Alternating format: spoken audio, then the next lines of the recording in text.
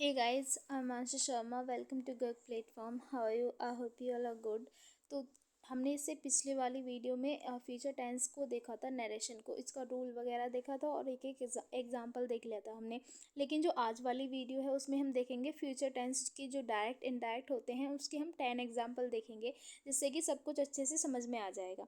इसकी एक प्लेलिस्ट बना दी गई है गर्क प्लेटफॉर्म चैनल पर। जैसे आप जाओगे प्लेलिस्ट में जाओगे, ग्रामर के नाम से एक प्लेलिस्ट होगी जिसमें कम से कम 25 तक वीडियो डाल दी गई हैं, 25 वीडियो तक डाल दी गई हैं।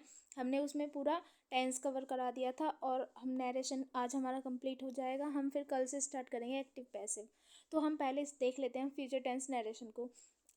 और ये भी बात देख लेना कि अगर जिसको इससे रिलेटेड वीडियो चाहिए वो चैनल को सब्सक्राइब जरूर कर लेना, क्योंकि मैं इस पर रोज़ वीडियो डालती हूँ। चाहे वो बेसिक मैथ हो 1 to 8 तक, या फिर केमिस्ट्री हो 10th क्लास की, बायोलॉजी हो, या फिर 11th क्लास की केमिस्ट्री हो, या फिर इंग्लिश हो, दोनों की 10th 12th की। ये दोनों के लिए है, 10th और 12th का दोनों एक साथ इसको देख सकते हैं।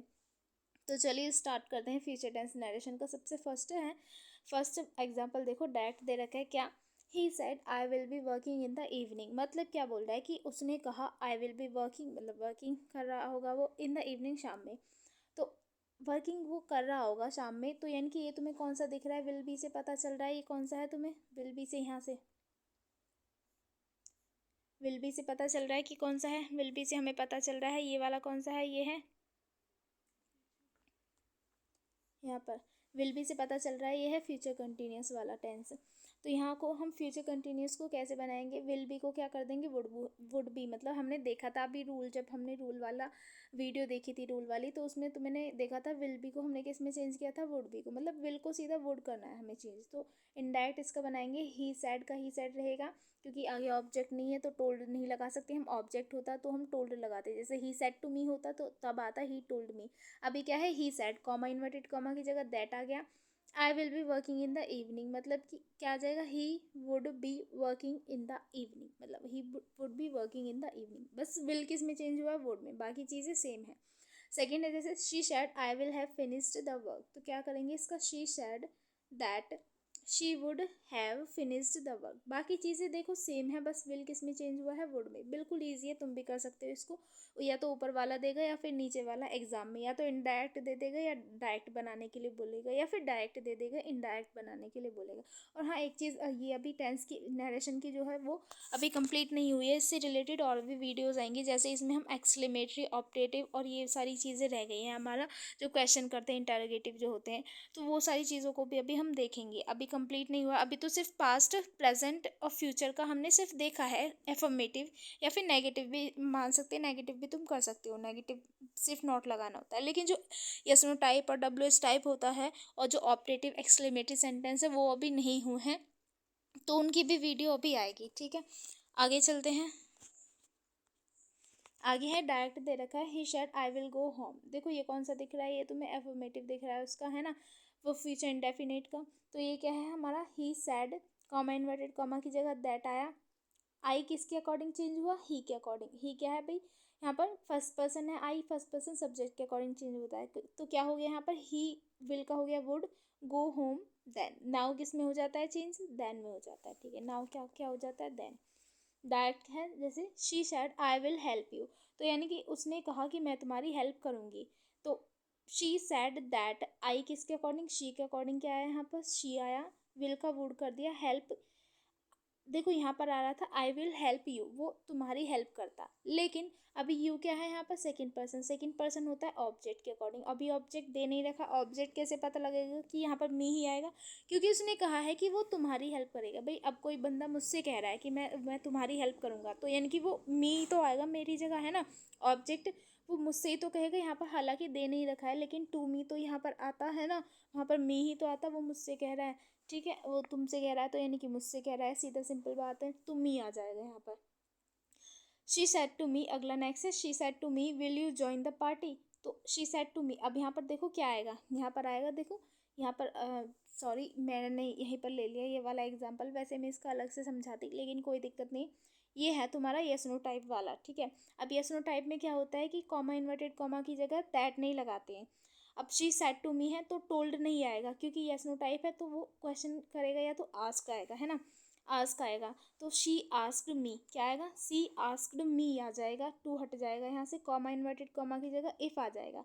अब जो ये यस नो टाइप दिख रहा है ये किस में बन जाएगा, एफर्मेटिव बन जाएगा। जैसे यू क्या है इसमें, पहले सब्जेक्ट देखो, सब्जेक्ट क्या है यू, यू क्या है हमारा सेकंड पर्सन, सेकंड पर्सन क्या होता है हमारा ऑब्जेक्ट के अकॉर्डिंग, तो मी के अकॉर्डिंग यहाँ पर सब्जेक्ट क्या आएगा, आई आएगा, मी के अकॉर्डिंग सब्जेक्ट क्या आएगा यहाँ पर, आई आएगा।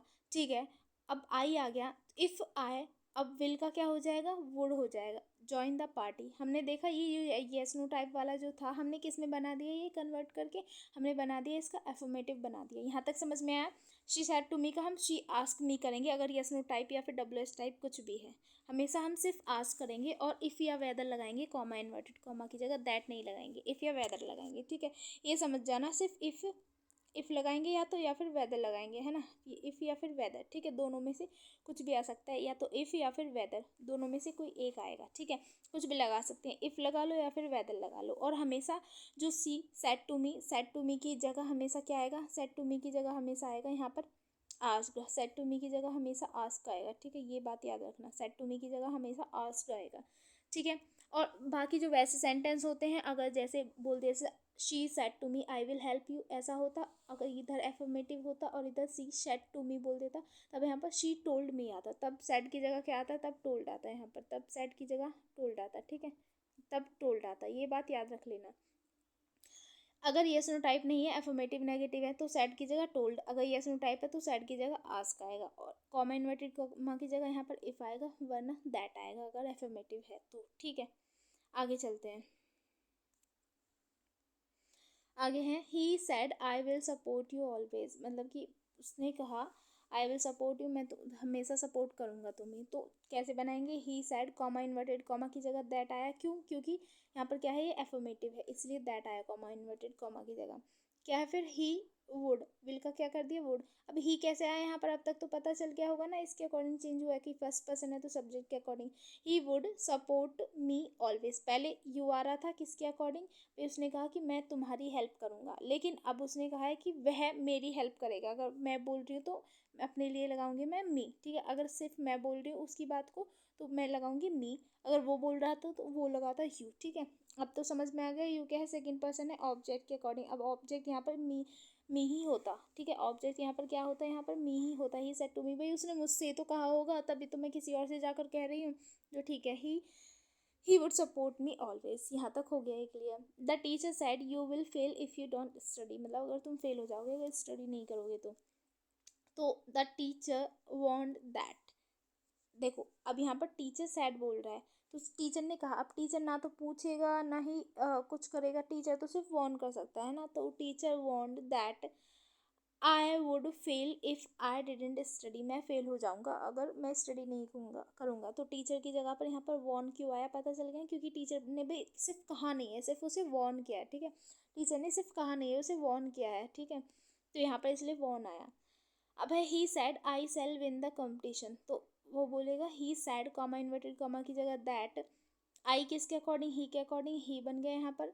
शेल का हमने क्या कर दिया, वुड विन द कंपटीशन, क्या करेगा वो, विन द कंपटीशन, कंपटीशन जीत जाएगा। ठीक है, वुड भी हम कर सकते हैं। ठीक है, सेल का, हालांकि शुड भी कर सकते हैं। शुड होता है बिल्कुल एकदम जो चीज़ है, मतलब बिल्कुल हम जिसको हम एकदम ठीक तरीके से कह सकते हैं, हाँ शुड मतलब पक्का पक्का ये चीज़ है।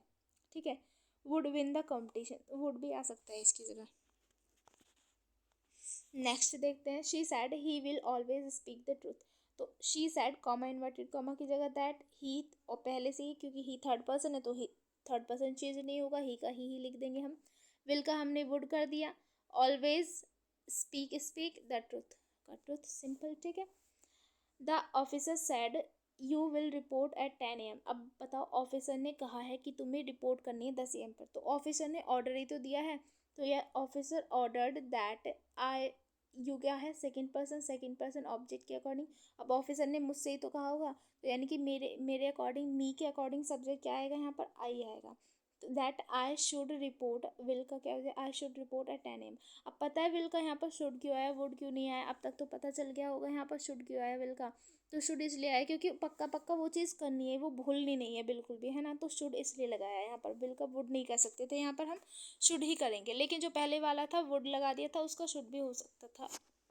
अगर वो चीज़ पक्का रहती, वुड भी हालांकि ठीक है, लेकिन यहाँ पर शुड लगेगा, यहाँ पर वुड नहीं लगेगा। ठीक है, पता चल गया ना विल का शुड क्यों कहाँ पर लगाना है। जहाँ पर हमें पक्का वो चीज़ करनी है, वो भूलनी नहीं, वो बिल्कुल है चीज़, तो वहाँ पर आएगा शुड। ठीक है। हाँ, यहाँ तक थे ये कुछ 10 एग्जाम्पल थे फ्यूचर किसके। हाँ, 10 एग्जाम्पल थे ये फ्यूचर टेंस नरेशन जो हमने अभी कंप्लीट किया है। ये हमने अभी फ्यूचर टेंस नरेशन जो देखा है, इसके 10 एग्जाम्पल थे, हमने देखे 10 एग्जाम्पल। तो जिस किसी को ये वीडियो अच्छी लगी हो तो वीडियो को, चैनल को आप सब्सक्राइब भी कर सकते हैं इससे रिलेटेड वीडियोस के लिए। और मैं चैनल पर रोज़ वीडियो डालती हूँ, या तो वो बेसिक मैथ वगैरह किसी के लिए भी हो, क्लास 1 to 8, या फिर हमारा जो है 10th और 12th के लिए ग्रामर। 10th और 12th के लिए ग्रामर तो यहाँ पर फिक्स ही है बिल्कुल, वो चीज़ तो मतलब डेली डेली डाली ही जाएगी। बाकी इस पर मैंने एक दो वीडियोस केमिस्ट्री की भी डाल रखी है, एक फर्स्ट चैप्टर कंप्लीट करा रखा है केमिस्ट्री के नाम से, प्लेलिस्ट होगी क्लास 10th की, जिस किसी को भी देखनी हो वो देख सकता है। बाकी मिलते हैं कल की नेक्स्ट वीडियो में, जिसमें हम या तो ऑप्टेटिव कर लेंगे, पहले तो हम यस नो टाइप या WS टाइप ही करेंगे। ठीक है, फिर उसके बाद करेंगे एक्सक्लेमेटरी और ऑप्टेटिव सेंटेंस को, नरेशन को। ठीक है, तो अब तक के लिए इतना ही, मिलते हैं हम कल की नेक्स्ट वीडियो में, तब तक के लिए बाय एंड टेक केयर।